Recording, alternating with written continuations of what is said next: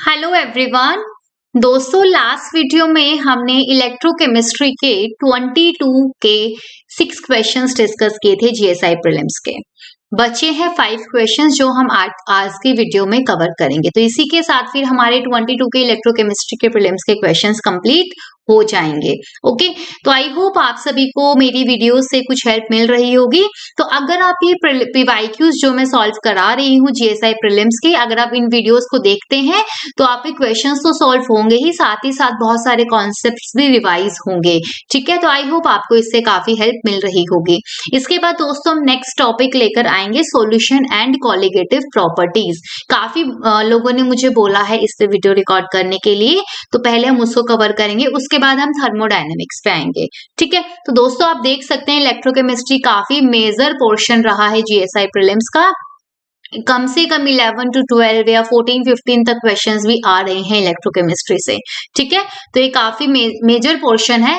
और इसमें से कोई भी पहले क्या होता था ना, देखो पहले हम लोग कभी कभी ये वॉल्डन्स रूल हो गया, मूविंग बाउंड्री मेथड है, या इलेक्ट्रोफोरेटिक इफेक्ट, एसिमेट्रिक इफेक्ट, इन टॉपिक्स को हम कई बार बहुत ज्यादा डिटेल में नहीं पढ़ते हैं, हम छोड़ देते हैं। हमें लगता है कि बाकी के जो टॉपिक्स है, नर्स्ट इक्वेशन, कंडक्टोमेट्रिक टाइट्रेशन, ये सब ज्यादा इंपॉर्टेंट है, तो जब हम पढ़ते हैं तो हम इन टॉपिक्स पे ज्यादा ध्यान नहीं देते। बट आप देख रहे हो आजकल टॉपिक से भी क्वेश्चंस आ रहे हैं, तो इसलिए कोई भी टॉपिक आपको नहीं छोड़ना है। चैप्टर में हर एक टॉपिक को कवर करना है, कहीं से भी क्वेश्चन आ सकता है। ठीक है, जैसे कि लास्ट वीडियो में हमने मूविंग बाउंड्री मेथड डिस्कस किया था, when effect, asymmetric effect, electrophoretic effect, ऐसे हमने बहुत सारी चीजें उसमें डिस्कस की थी। तो आपने देखा है हर एक चीज कवर की गई है जीएसआई प्रीलिम्स के एग्जाम में, हर एक टॉपिक को कवर किया गया है। ठीक है, तो आई होप आपको इससे हेल्प मिलेगी। और ये सारे टॉपिक्स गेट में भी पूछे जाते हैं, यहाँ से मतलब इन टॉपिक्स में से न्यूमेरिकल्स आते हैं गेट में भी, तो आई होप आपको वहां पे भी इन वीडियो से हेल्प मिलेगी। तो आइए दोस्तों हम स्टार्ट करते हैं। तो नेक्स्ट क्वेश्चन है दोस्तों, in a conductivity cell of cell constant 0.003 centimetre inverse, cell constant दिया हुआ है दोस्तों, containing a 0.01 molar solution, molarity है 0.01 मोलर, किसकी मोलारिटी? एसिटिक एसिड की। The resistance against ionic mobility is 20 ohm, आपको रेजिस्टेंस दिया हुआ है at 25 degree Celsius. Find the degree of dissociation of the acid, आपको क्या निकालना है? अल्फा निकालना है। किसका अल्फा निकालना है दोस्तों? एसिटिक एसिड का। क्वेश्चन में गिवन है molar conductance at infinite dilution, that means क्या गिवन है? लैम्डा नॉट एम गिवन है, कितना? 390 into 10⁻⁻⁴ ohm inverse metre square पर मोल। ठीक है, यहां तक क्लियर है। अब आपको क्या निकालना है? अल्फा निकालना है। तो दोस्तों वेरी सिंपल, आप सभी को पता है अल्फा, डिग्री ऑफ डिसोसिएशन का फॉर्मूला क्या होता है? Lambda m by lambda naught m, ये हमने पढ़ा है। Okay, lambda naught m given है, आपको क्या निकालना है? लैम्डा एम निकालना है। लैम्डा एम का फॉर्मूला भी आप सभी को पता है, के इन 2000 ऊपर रखेंगे नीचे रखेंगे।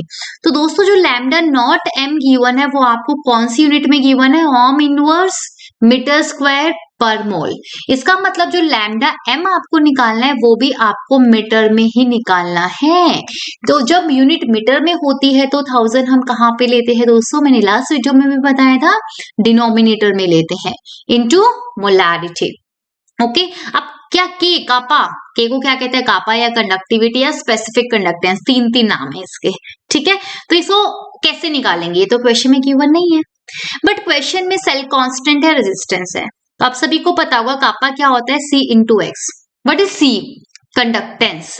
कंडक्टेंस क्या होता है? It is the reciprocal of resistance into x. लेकिन जो x है दोस्तों, जो आपको सेल कांस्टेंट है वो सेंटीमीटर इनवर्स में दिया हुआ है, तो उसको हम किस में कन्वर्ट करेंगे? मीटर इनवर्स में कन्वर्ट करेंगे। तो उसके लिए आपको पता होना चाहिए कि 1 सेंटीमीटर इनवर्स में 10⁻² मीटर इनवर्स होते हैं। तो इसका मतलब हम इसको किससे मल्टीप्लाई कर देंगे? 10⁻² से मल्टीप्लाई कर देंगे, तो यहां से ये आ जाएगा 0.3 1 to 0.03, not 3, it is 0.03,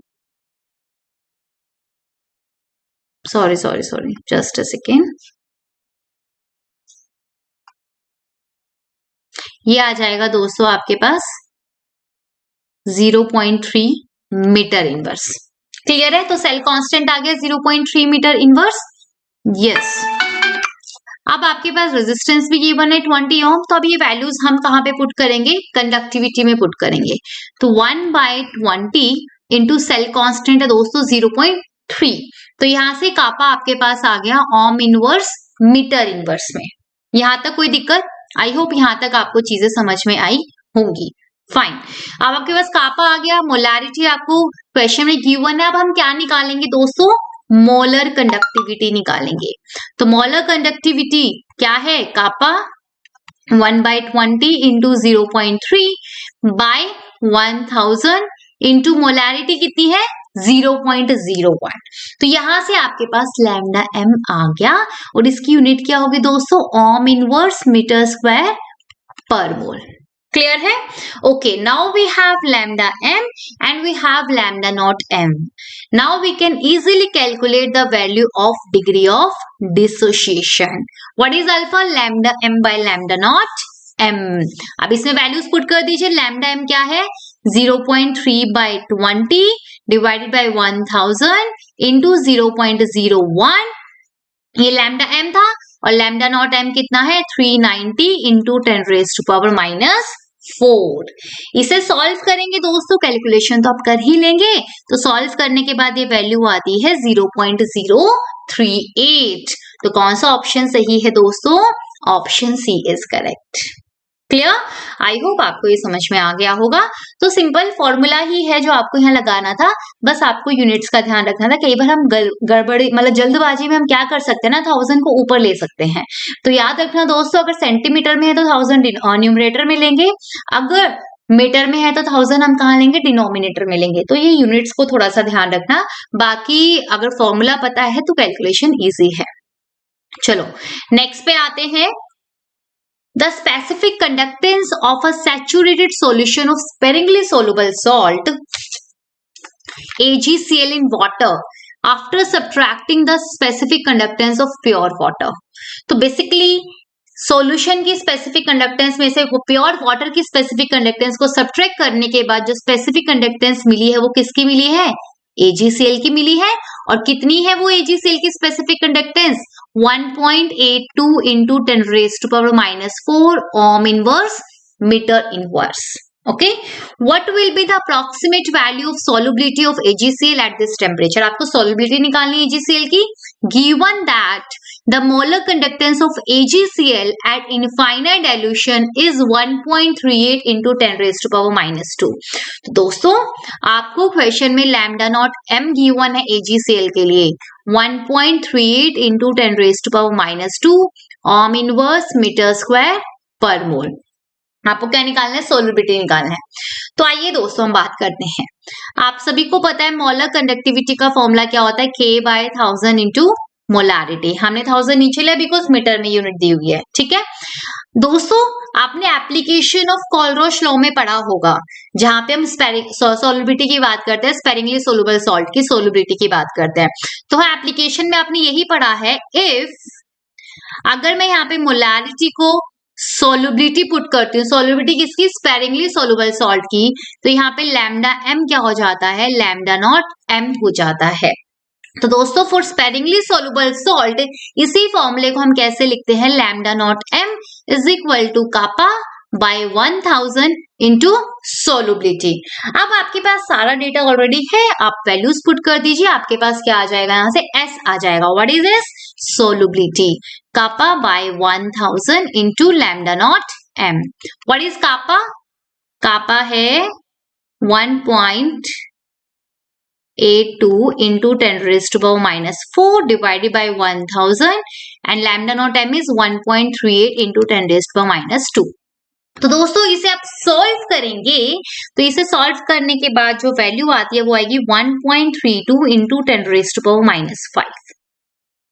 लेकिन यहाँ पे यूनिट्स का ध्यान रखना, ये मोलारिटी है। मोलारिटी की यूनिट क्या होती है दोस्तों? मोलारिटी को ही तो हमने सॉल्युबिलिटी लिखा है ना, यूनिट क्या है इसकी? मोल पर लीटर। लेकिन आप ऑप्शन में देखेंगे तो किस यूनिट में आंसर गिवन है? मोल पर मीटर क्यूब में। तो आप क्या करेंगे? पर लीटर को पर मीटर क्यूब में कन्वर्ट करेंगे। तो मैं आपको बता देती हूँ, 1 पर लीटर में कितने मीटर क्यूब होते हैं? 10⁻³ पर मीटर क्यूब होते हैं। या आप इसको ऐसे लिख सकते हैं 1 litre is equal to 10⁻³ metre cube. तो दोस्तों इसको आप मीटर क्यूब में कन्वर्ट करने के लिए क्या करेंगे, 10⁻³ से मल्टीप्लाई करेंगे, तो जो फाइनल सोलबिलिटी है वो आ जाएगी 1.32 इंटू 10⁻² मोल पर मीटर क्यूब। क्लियर है? तो यहां से आपके पास जो फाइनल आंसर है वो आ जाता है ऑप्शन ए। आई होप आपको ये समझ में आ गया होगा। ठीक है, तो यहाँ पे बेसिकली क्वेश्चन पूछा गया था एप्लीकेशन ऑफ कोलरोच लॉ से। ठीक है, ओके। अब आते हैं नेक्स्ट पार्ट पे। Which of the following statement regarding conductometric titration involving acids and bases is are not correct. Conductometric titration से रिलेटेड 4 स्टेटमेंट गिवन है, आपको बताना है इन चारों में से कौन सी स्टेटमेंट सही नहीं है। Okay, in each case base is added to the acid contained in the conductivity cell. बोला गया है कि कंडक्टिविटी सेल में हमने एसिड को लिया है एंड ऊपर से हम क्या ऐड कर रहे हैं, बेस ऐड कर रहे हैं ड्यूरिंग द टाइट्रेशन। हर एक कंडीशन में हमें ये एज्यूम करना है। ओके, तो दोस्तों अभी हम एक एक करके चारों स्टेटमेंट्स को पढ़ेंगे। तो सबसे पहली statement, the electrical conductance depends only on the mobility but not on the number of ions. सही है क्या? No, it is wrong. दोस्तों हमने पढ़ा है, हम शुरू से पढ़ते आ रहे हैं कि जो कंडक्टेंस है वो मोबिलिटी के साथ साथ नंबर ऑफ आयंस पे भी डिपेंड करते हैं। जितने ज्यादा आयंस होंगे उतनी ही ज्यादा क्या होती है दोस्तों, कंडक्टेंस होती है। ठीक है, तो पहली स्टेटमेंट गलत है, इनकरेक्ट है। तो ये तो ऑप्शन में आएगा क्योंकि नॉट करेक्ट ही पूछी है। ठीक है, तो फर्स्ट तो आएगा, तो इसका मतलब ऑप्शन सी तो नहीं हो सकता। अब आते हैं बाकी स्टेटमेंट पे। The titration of a strong acid against a strong base yields a V shape plot. तो दोस्तों इसको हम थोड़ा सा समझेंगे, यहाँ पे डिस्कस करेंगे।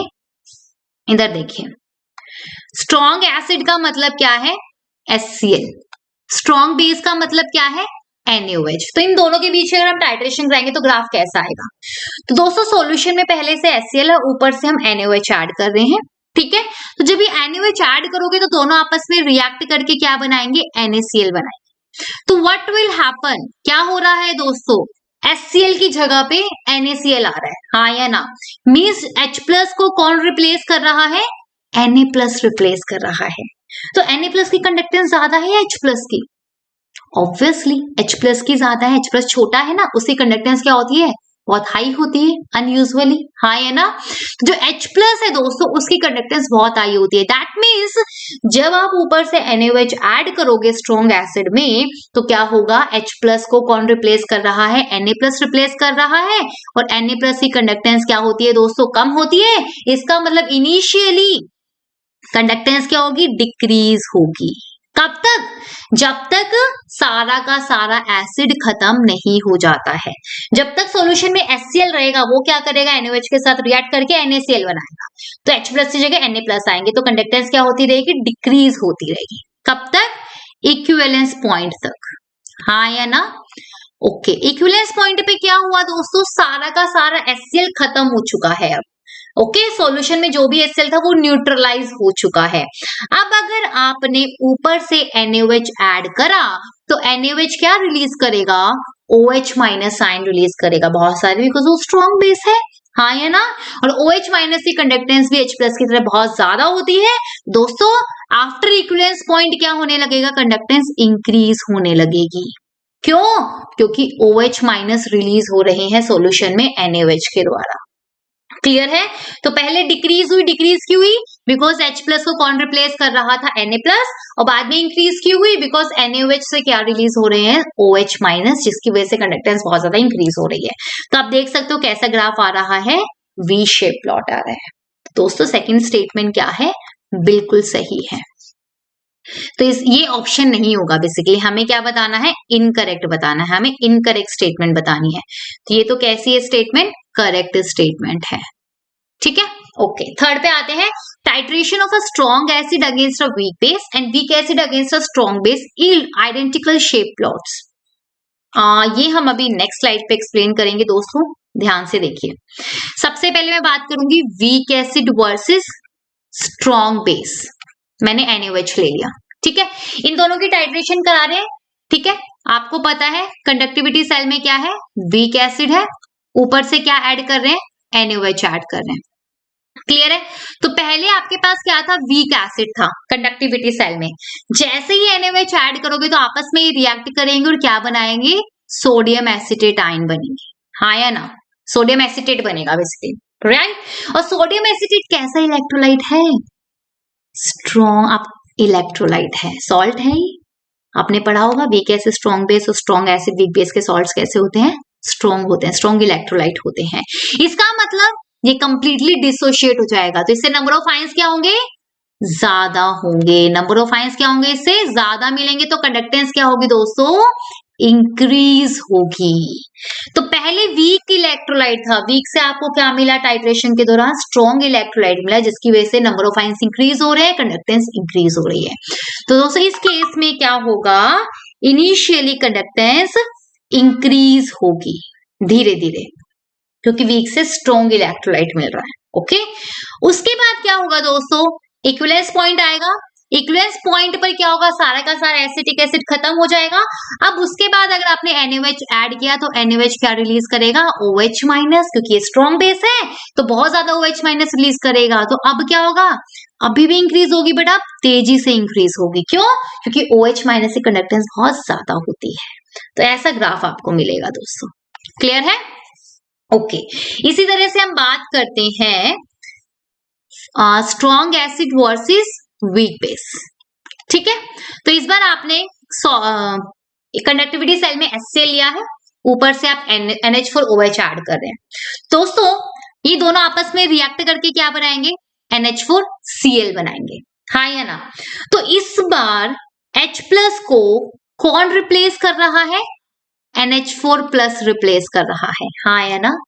और ऑब्वियस सी बात है जो NH4 प्लस है उसकी कंडक्टेंस क्या होती है, कम होती है H प्लस से। तो दोस्तों इस केस में पहली कंडक्टेंस क्या होगी, कम होगी, क्योंकि H प्लस को NH4 प्लस रिप्लेस कर रहा है।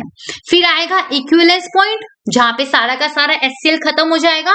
अब सॉल्यूशन में आप क्या ऐड करोगे, NH4OH ऐड करोगे, लेकिन वो कैसा बेस है, वीक बेस है भाई, वो NaOH नहीं है, NaOH स्ट्रॉन्ग था, वहां से बहुत सारे OH माइनस आते हैं। NH4OH कैसा है, वीक बेस है, तो दोस्तों वीक है तो इसका मतलब वो कंप्लीटली डिसोशिएट नहीं होगा। तो अब दोस्तों आफ्टर इक्विवेलेंस पॉइंट बहुत ज्यादा चेंज नहीं आता है कंडक्टेंस में, not appreciable change, okay. Almost क्या रहती है, कंडक्टेंस कांस्टेंट रहती है। तो ये ग्राफ आएगा इस केस में। तो क्या दोनों ग्राफ सेम है क्या, बिल्कुल भी नहीं भाई, बिल्कुल भी सेम नहीं है। तो थर्ड स्टेटमेंट क्या है दोस्तों, इनकरेक्ट है। तो ये भी हमारा ऑप्शन है, ये भी हमारा ऑप्शन है। तो 1 और 3 किस में है, डी ऑप्शन में है। एक बार फोर्थ भी चेक कर लेते हैं। In a titration involving a mixture of a strong acid and a weak acid against a strong base, the strong acid is neutralized first. बिल्कुल सही बात है भाई। आप क्या कर रहे हैं, आप HCl प्लस एसिटिक एसिड, मैंने एग्जाम्पल खुद से ले लिए हैं, आप इन दोनों की टाइट्रेशन NaOH के साथ करा रहे हैं। तो NaOH पहले किसके साथ रिएक्ट करेगा, ऑब्वियसली HCl के साथ, क्योंकि वो स्ट्रॉन्ग है। तो दोस्तों फोर्थ स्टेटमेंट सही है। तो कौन कौन सी इनकरेक्ट है, फर्स्ट और third, option D is correct, clear.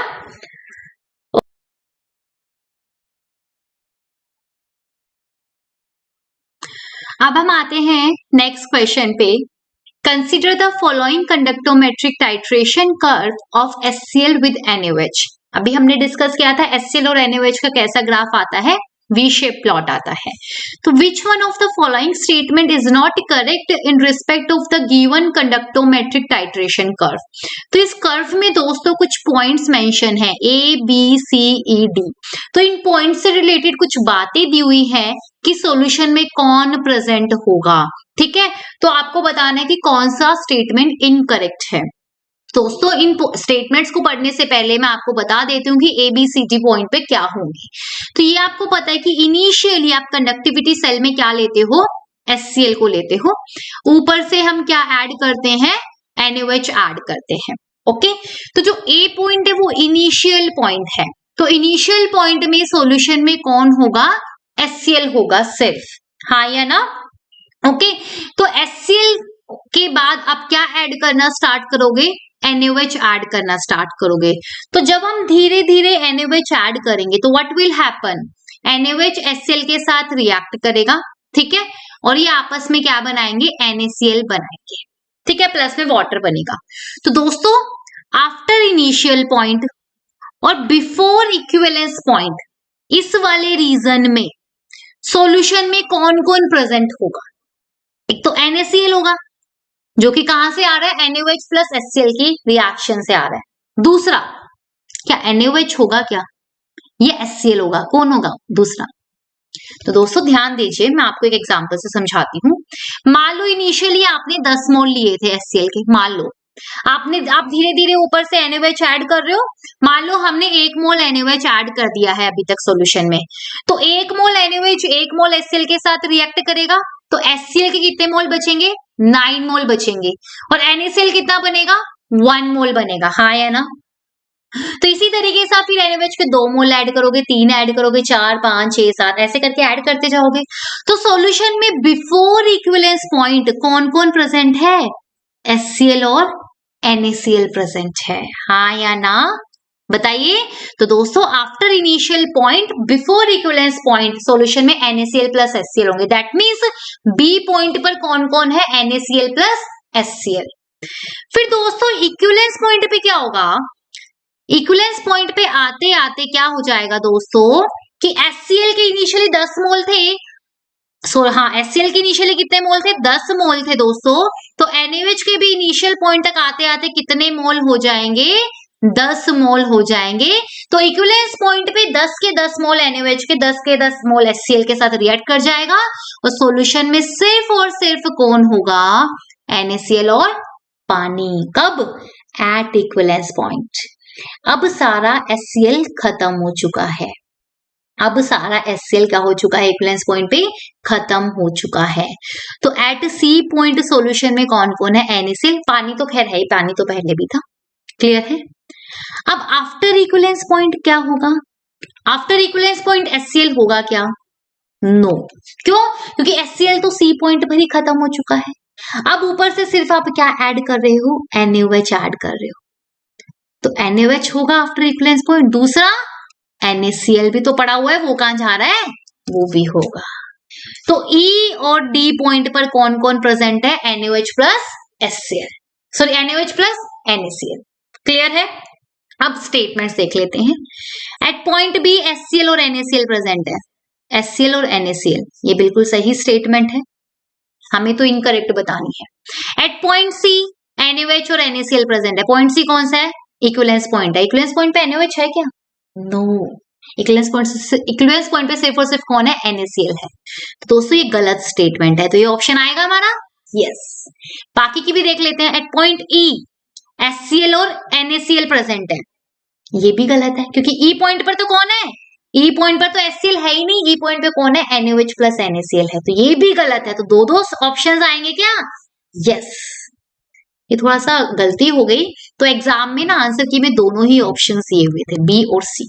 जिसने बी टिक किया होगा उसका भी सही होगा, जिसने सी टिक किया होगा उसका भी सही होगा, ठीक है ना। ओके, लास्ट पे आते हैं। At point A solution contains HCl only, ये सही है। ए पॉइंट इनिशियल पॉइंट था, वहां पे सॉल्यूशन में सिर्फ और सिर्फ कौन था? HCl था।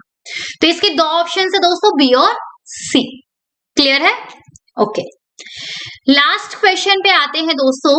What will be the transport number of H plus ions in an aqueous solution of 0.05 molar HCl using the moving boundary method? देखो मूविंग बाउंड्री मेथड से 23 में भी क्वेश्चन आया था, सेम इसी टाइप का न्यूमेरिकल, और 22 में भी आया था, देख रहे हो 24 में भी आ सकता है। ओके, तो दोस्तों आपको क्या गिवन है? कॉन्सेंट्रेशन गिवन है, मोलारिटी 0.05 मोलर, आपको ट्रांसपोर्ट नंबर निकालना है H प्लस आयंस का यूजिंग मूविंग बाउंड्री मेथड को यूज करते हुए, with CdCl2 as indicator electrode. क्या है ये दोस्तों? हमने जो 23 वाले क्वेश्चन हमने डिस्कस किए थे, वहां पे मैंने आपको एक्सप्लेन किया है इंडिकेटर इलेक्ट्रोड के बारे में भी, प्रिंसिपल इलेक्ट्रोड के बारे में भी, और मूविंग बाउंड्री मेथड के बारे में भी हमने एक्सप्लेनेशन दिया है। जिसने वो वीडियो नहीं देखी वो वहां से देख सकता है।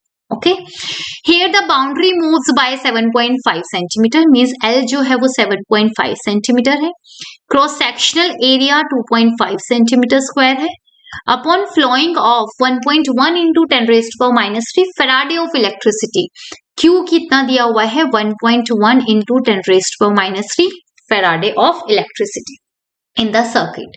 तो ये डेटा आपके पास है, you have to calculate transport number of H plus आई। तो आइए सॉल्व करते हैं। तो what is the formula of transport number of H plus I? Moving boundary method में हमने पढ़ा है LAC बाय 1000 इंटू Q। अब मैं यहाँ पे यूनिट्स के बारे में बताऊंगी, वो थोड़ा देख लीजिए।